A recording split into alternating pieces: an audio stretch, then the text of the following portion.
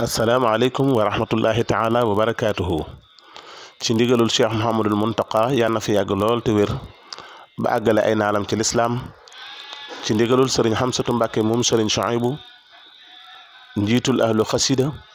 waa diiwaanu ahlul xasida ci njiital sëriñ Alioune Diop Muxaddamatul Xidma ñoo fas yéene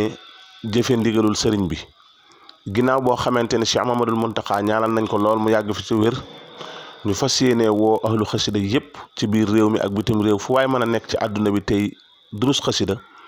ñu fas yéene tàbbi ci ndigalul Serigne Touba Cheikh Mamadou Muntaqa durus xasida yii wakaana xaqan alayna nasru min 313 xasida ak wa aleykum salaam wa rahmatullahi 313 xasida ak matlabu shifaa 313 xasida ak bi xaq wajhil karim 313 fas si sunu borom yàggal fi Cheikh Mamadou Muntaqa ak njabootu Serigne Touba gi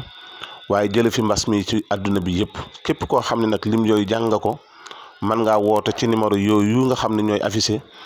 balaa la 14 avril bii nu nekk incha allahu taala ñu fas yéene fee dàqe mbas mi ci àdduna bépp